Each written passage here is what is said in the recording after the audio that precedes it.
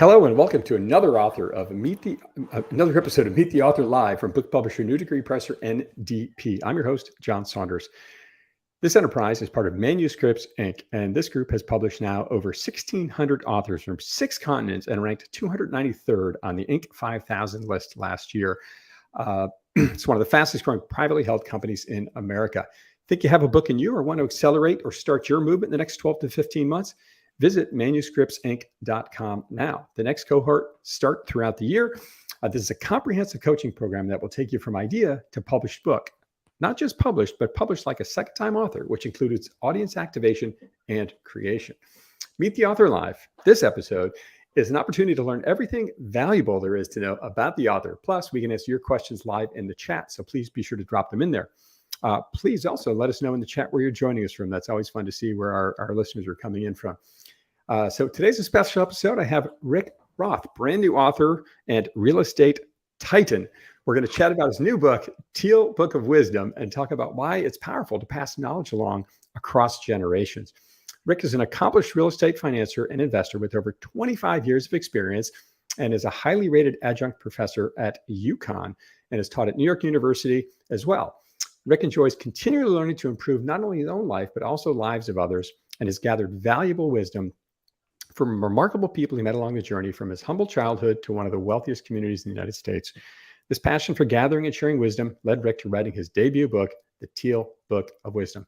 Rick, great to see you. Thanks for joining the show today. John, thanks so much for having me. I'm really honored to be on here today with you. Thank you so much.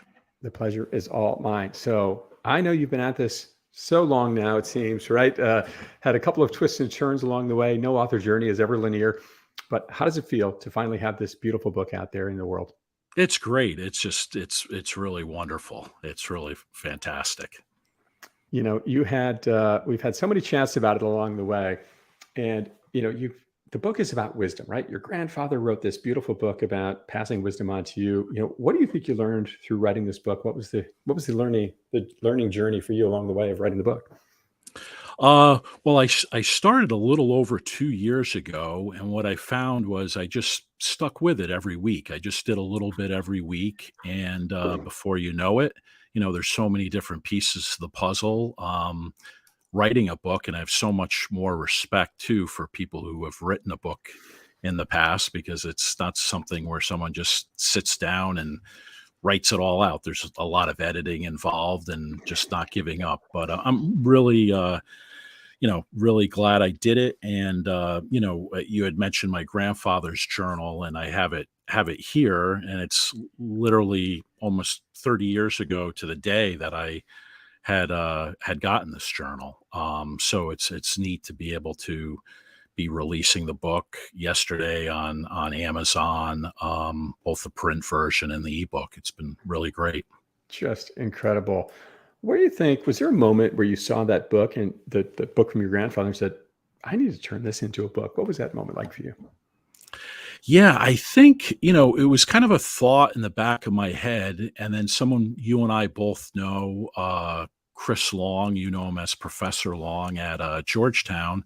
Yeah. We were walking one morning when it was kind of safe to do, once, it was during COVID, it was outside and we were separated. It was just a beautiful morning. And he was talking to me about book writing. And he told me about Eric at Georgetown and the Creator Institute. And I told Chris about my idea for my book, and he really liked it a lot. So just kind of from that idea, I hadn't written a word down, when I had met Eric, and it's just been a really wonderful experience, just plugging away each week, part-time, doing the book. I love that you're getting into sort of the nitty gritty of this, plugging away, kind of chipping away at it week by week, because no author journey is ever identical. And there's flexibility and latitude along the way. And certainly, there is a structure to it. If you really want to hit it hard and run for 12 months, you can certainly 11 or 12 months, get it done in that period of time. But you had a bit of a longer journey, but it certainly still worked out for you. And you have a lovely product here at the end. Thanks. Yeah, no, absolutely. Everyone, obviously does it their own way. And again, my grandfather's journal was the inspiration for the book, and I felt great being able to include little bits of wisdom and things that he kind of experienced between 60 and 80. Um, and um, then being able to interview people that I've met throughout my life to kind of include in there. And the book, I've kind of wrote it towards my two children. So that's been great. Wow. And how did, I'd love that there's this just really significant generational element here and wisdom element here. What were some of the reactions you've gotten from your own children about this book? Well, fortunately, they both were beta readers, and they were just like, "Wow, Dad, this is really good. I'm really proud of you." To have a 20-year-old and a 17-year-old tell you that, and then kind of learn a little bit more about their family, but then also learn some really good, valuable life lessons that are kind of told through people who I interviewed that have some really interesting, remarkable lives. And then, some of those people my kids might have met along their lives. So it was just neat for them to learn that much more about them. And it's been really special. Some of the people have just read the book the first day it was out, with people who were in the book that really enjoyed hearing about some of the chapters of the people that are in the book. Really special stories. I know you've written a story about many folks, including family members, but some that have been on really unbelievable journeys. One, I think, was a gentleman that even went to prison before he figured out his path ahead. Is that right? Yeah, there's actually two stories. One is Jeff Grant. He's been he had an article written up in the New Yorker too about his journey, and he had an issue with alcohol and drugs, which I think all of our families know someone with that. And he had taken some money out of an attorney escrow account and did something else that was a white collar crime, and unfortunately, went to prison. But he got sober. He had lost his law license, and actually, 20 years later, he got his law license back, and he's been sober now for over 20 years, and he helps people today. Who are going through white collar issues as both kind of a ministry and also as an attorney. Wow. And it looks like you got a few of your fans jumping here already. Christopher Crooks. Yeah, Crooksy. Yeah, great to see. Good I'm morning really, from Las yeah, Vegas. glad he's on. Yeah. That's awesome. And it looks like Casey joined us as well from Clemson, South Carolina. Yep. My son's girlfriend, who Uh, we think the world of. So thanks for that. yeah. And then And Michael Petrucelli, a friend and an old neighbor who's just a great guy too, who pre-ordered one of the books, and I really appreciated that. very nice. Yeah. Sounds like he's having a little bit of some technical issues this morning. It happens. But thank you all for joining us. Please continue to put notes in here. And so Rick and I are going to chat for a bit. If you have questions, throw them in here. We'll go through our longer form questions and give a bit of a teaser to the podcast episode Rick was on with the New Degree Press. It's called The Creator Community. It's available wherever you consume podcasts, YouTube, Apple, Spotify, wherever you like to get those. Rick's episode came out. He's on a panel around legacy with a couple of amazing ladies just came out a week or so ago. What was that experience like for you being on the podcast? It was great. And Janine and Sam were just, two amazing people with really amazing backgrounds. It was just an honor to be on there with them. And it was neat to, both talk about our books, but then also our experiences, like with thinking about the concept of legacy. So that was really neat, and how it kind of touches all three of our books. Yeah, that was a huge theme, really the core theme of that story. And maybe we could give people a little bit of teaser on that. So in the podcast, we get into this much more detail. But Rick, I'd love to hear your thoughts about just what legacy means to you and how that came about to be a part of your story. Yeah, so I mean, I think for all of us, legacy can be, if you have children or grandchildren, that's part of your legacy. And also, legacy is, how you might touch different people throughout their lives. I feel like I do a little bit of that through when I teach at when I've taught at NYU or the UConn MBA program. I get to keep in touch sometimes with a number of the different students who enjoyed the class. And also, I think, in not-for-profit things that I've volunteered at, giving back there too with those institutions, helping them carry on. And then even in real estate, it's fun to help a client financing a building that they're improving or investing in a property that you're making a community better. So that a little bit about legacy, I guess, that I think about for me personally. What I so appreciate about that concept and how you think about it, what I'm gathering from you, Rick, is that you not only work very hard to be very present to solve problems now and help people now, but think about what's that future impact and what's that going to do for these folks down the road, which I think there's such great power in that. And I love your mindset around that. Yeah, and to tie in the book with that, I didn't really realize it when I was interviewing people for the book, and being able to have a writing spirit to kind of tell it, and then working with editors who helped me polish it. But it's really neat for some of the people who I did write about in some of the chapters that now, their relatives or friends know that much, these like special things about them. And that's going to be their, when they get older or maybe not with us anymore. So it's special. That is right. You're creating this legacy for others and this memorial of their Yeah. thoughts, their wisdom, their knowledge. That's Yeah. so brilliant. We've got a few other super fans in the chat here, my friend Lawrence Sidney. Yeah. One of my good friend and a fraternity brother out Nice. in Nevada now. Very nice. And a Yeah. super fan here, I'm guessing by the name. Yes, absolutely. That's my wife, absolutely. And she was the ultimate editor because she was so supportive with the book, and she would always read each chapter before I had like an editor take a look at it. And I couldn't have done the book without her. I really appreciate all her support. Can you take us into a moment where Jennifer really helped you sort out a story or a chapter? Um, she, just I can't think of like one particular moment, but I think she probably the chapter that there's a couple chapters she's even in, which is a 9/11 story, and unfortunately Jennifer was on the tip of Manhattan at One State Street Plaza, and she unfortunately witnessed the planes going into the World Trade Center, and it talks about that day.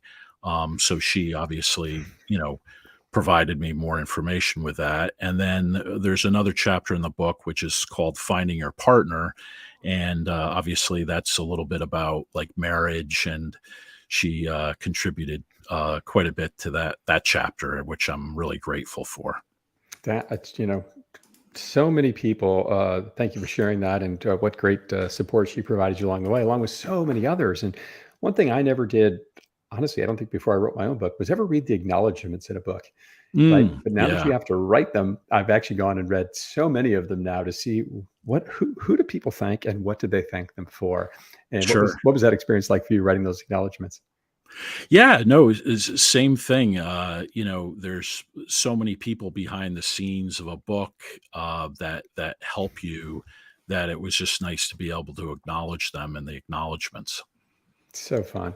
And the cover design, I get where the color came from, Rick, the Teal Book of Wisdom. The color Yeah, was pretty so set in stone, but yeah, how'd if the you cover look design at come it, together? this is the original journal from my grandfather, and then It's this is amazing. the new one. So Pretty good match. yeah, and the book cover designer just did a wonderful job. He really captured kind of what I was thinking, and I'm just really excited how it all came out. It was great. I can't believe how well they matched up the color. That's really impressive. And Yeah. now that I think about it, I'm guessing your grandfather didn't hand you this book and say, "Hey, Rick, here's the Teal Book of Wisdom." What did he have a name for it, or did he just say, "Here's my book of W- notes"?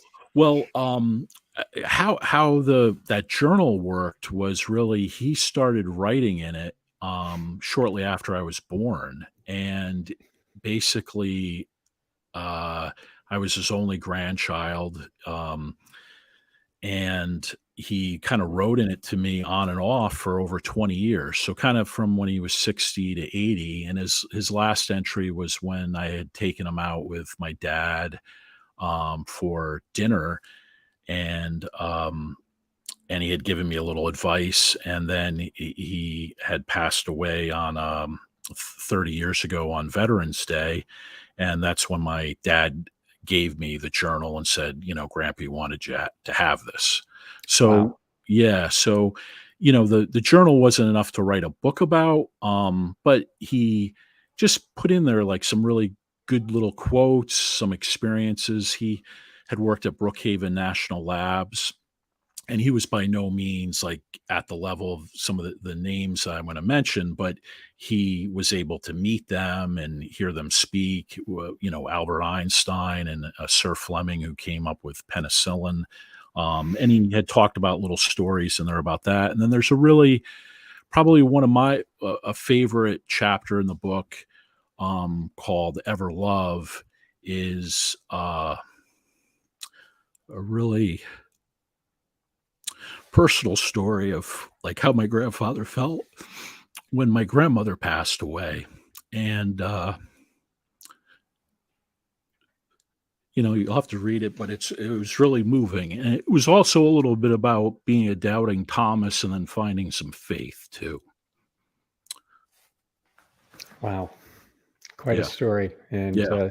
so many great lessons. And I love that Yeah. you've taken this whole wisdom, knowledge pathway from your grandfather and chose to memorialize it and pass that on. And I think you mentioned earlier that part of your work is in helping students. And here's a direct note from one of your students at UConn. I mean, what a lovely note here. Watching from Stanford, I was fortunate enough to have Professor Roth at UConn for finance. He's one of the best professors, hands down. He was one of the only professors who didn't rely on a textbook. What did you use, Rick? He shared real life stories and generously opened his network by bringing in external speakers from finance, real estate. Can't wait to read your book. It's unfortunately the name doesn't pop up there, but one of your old students.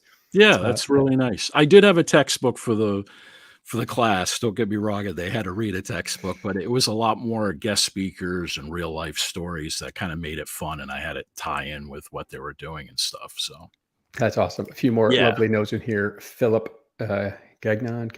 yeah, no, good friend, one of my fraternity brothers, and somebody that does investment real estate too, that I've done some transactions with, but most importantly, a friend and a fraternity brother.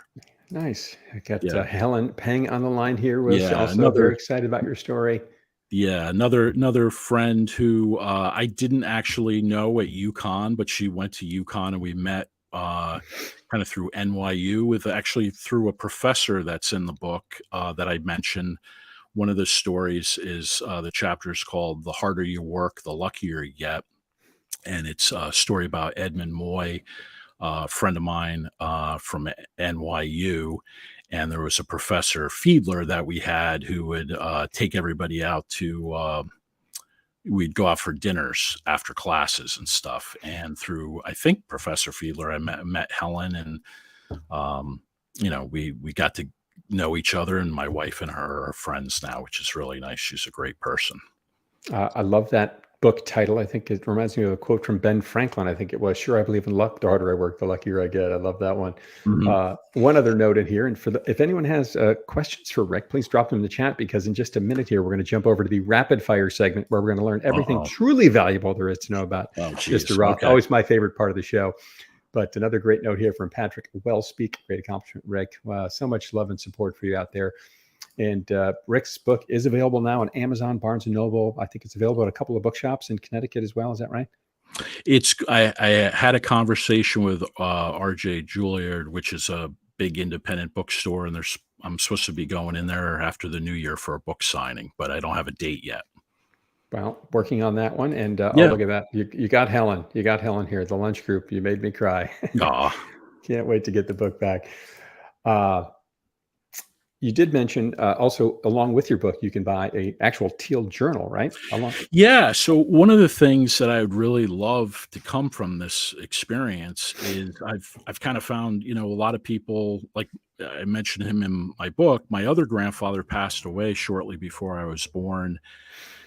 being a combat veteran in World War II probably didn't help his heart. And he unfortunately passed away before I was born. And, a lot of us have grandparents that we never got to really know. And I'm really hoping that one of the things I have in the book is at the end of each chapter, I have 3 open-ended questions that kind of tie in with the theme or lesson from the book that maybe all of us might ponder.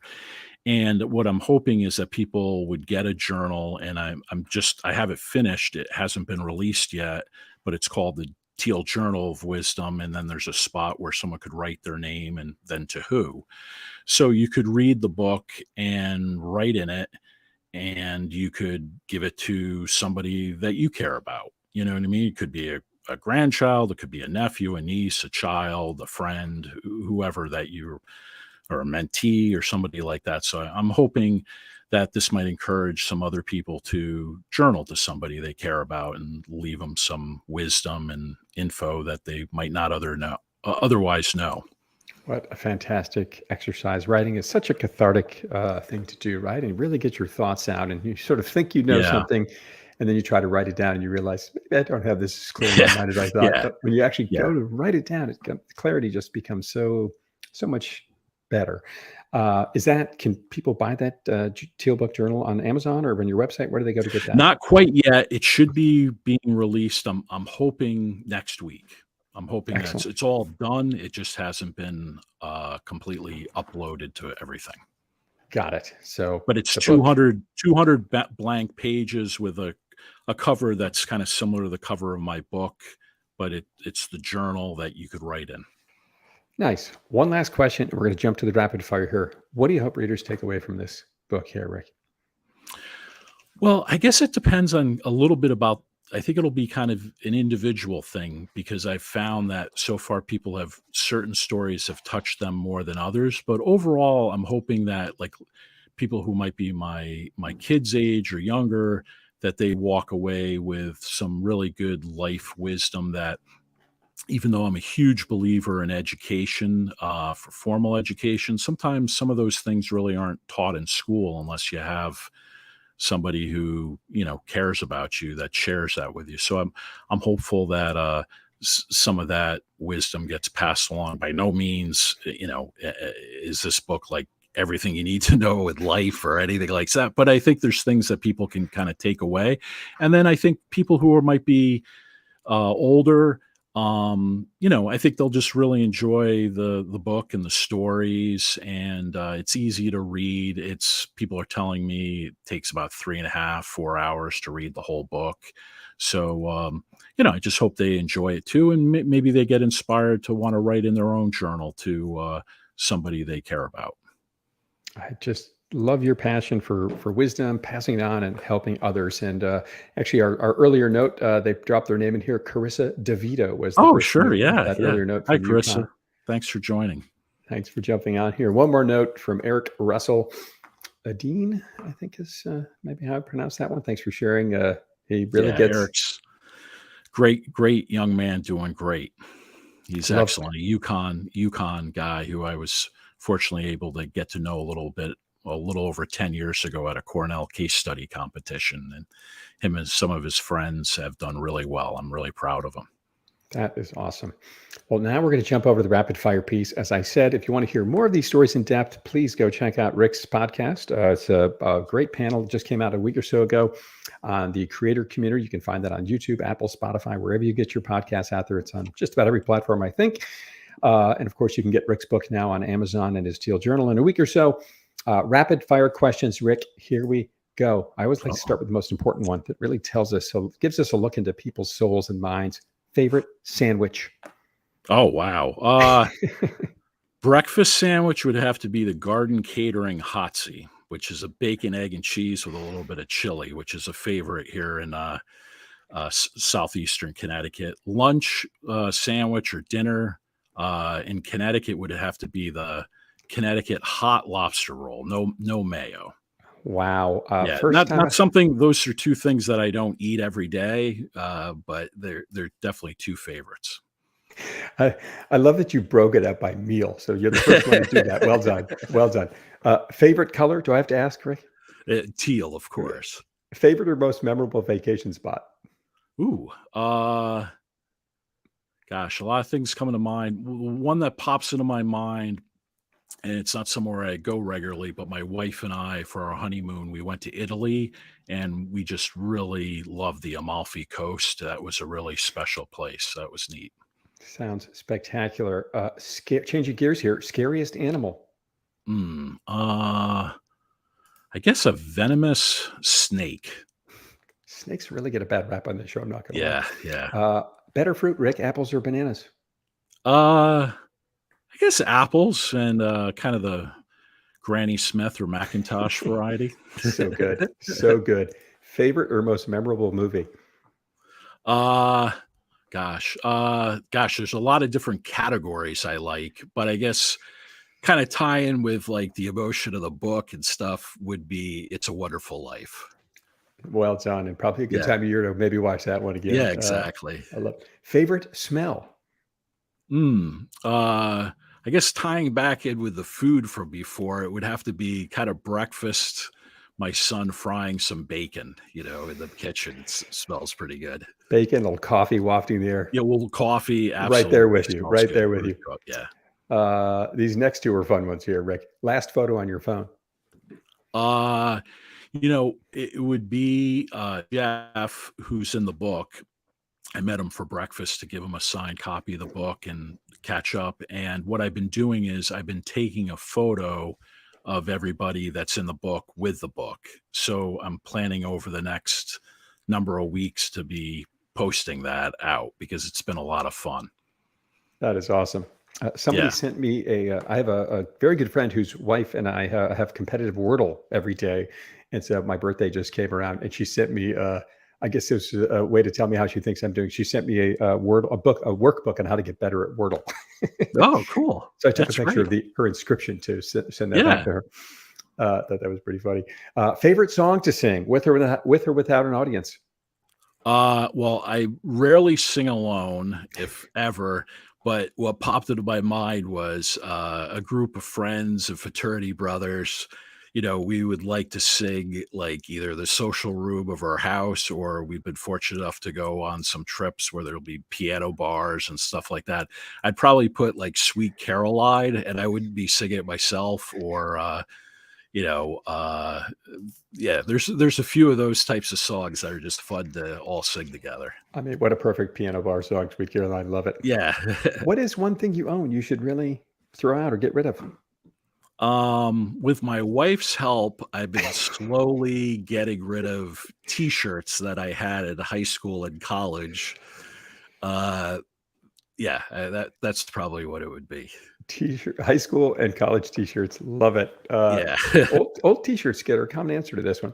Rick, now your book is out there. You've had this, just amazing career, many great years left in you. What is your most audacious goal looking forward after the book's out, now that the book's out? Well, I think book related, it's just to get the message out about the book next year. And also from a book writing perspective, I think I might have a second book in me that I would start. And again, it would probably be a 2 to 3 year journey. And I think I'd like to do something for like an investment real estate book that ties in with like my class. So that's like a longer term audacious type goal. When it comes to writing, of course I have other goals for my business and other things, but that writing wise, that's the big audacious one, which is getting the book out there to more folks. 20,000 copies here, ladies and gentlemen. You heard it here first. Sure. Favorite or what's a praise quote from your book you'd like to share? I know you got a bunch of great ones. The praise quotes, for those who might not know, these great quotes people put in the back. Anything? What one would you like to share? Yeah, I think one that's really special is to me is my friend Kevin Longino, who's in the book. When he told me his personal story of being near death, almost dying, and his wife getting the call that unfortunately somebody had passed away and there was a kidney for him, and that saved his life. And then him getting involved and just volunteering in the National Kidney Foundation. And then now today being the CEO of it and just trying to help people with kidney disease. His quote about how he, enjoyed the book and what he thought about it really meant a lot to me, because when he told me his story a number of years ago, I was like, wow, this is something that I'd like to share with my kids. And I'm just really glad now I can, share it with everyone who reads the book, because it's a pretty amazing story. And that story's called Finding Your Calling. Wow. I mean, Yeah. talk about near-death experience, gets saved by someone else's kidney, and then goes on to run the organization that does this for so many others. That's incredible. Mm-hmm. When you think about your writing journey, can you think of a moment that really stands out to you? What's one moment in the writing journey that really got you, a unique moment? Gosh, I think what was really special was, it was during COVID. I was doing most of the writing. I'd come in, to my office on the weekends. And one of the things I would do is, when I interviewed people, I would do it over Zoom. And some of those conversations with people, like learning more about their lives, and at times like laughing, and then other times like getting a little misty eyed. That was just really special. And I feel, fortunate that I was able to, have a little bit of a writing spirit and try to capture a little bit of that and put that in the book. Incredible. Yeah. Reaching into all these memories, these emotions with people, and then sharing them for everyone else to learn from. Such a beautiful story. Mm-hmm. Rick, what has been the best part about being an author to you so far, even though it's early in the journey? What's been the best part? I think the best part was, I mentioned at the very beginning, was having both my children, who are 17 and 20, read the draft book and tell me that they really enjoyed it. And I could tell they, learned a little bit more about me and these other people. And, they are included in the book a little bit too.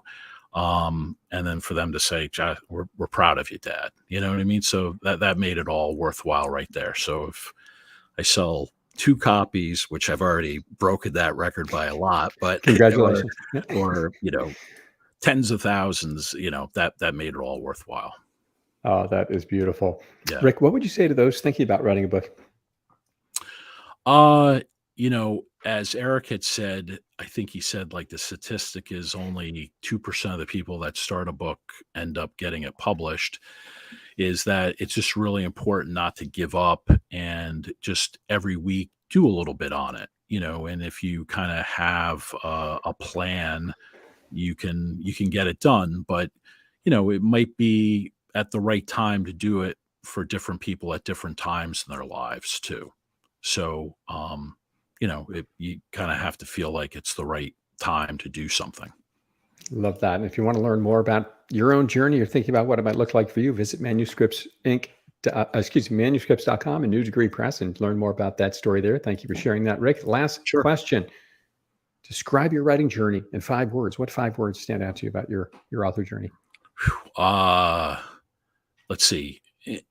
Enjoyable, personal growth, fun, and memorable.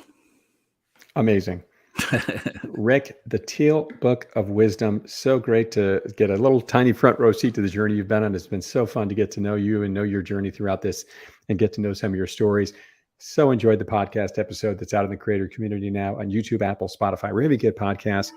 Rick, thank you so much for joining us today. And thanks for being a part of that creator community. Oh, John, congratulations thank you so much book. for thank you so much for having me today. And I appreciate all your help through my entire book journey. I really do. It's really been a pleasure. I appreciate you saying that. And thanks to all our listeners out there for joining the episode today of Meet the Author Live and getting to know so many amazing things about Rick, his book. Check out Rick's book, The Teal Book of Wisdom, wherever you buy books online, and see his full interview, as I said, on YouTube, Apple, Spotify. Great to see you all. I'm your host, John Saunders. Thanks for joining us, and keep creating. Thanks.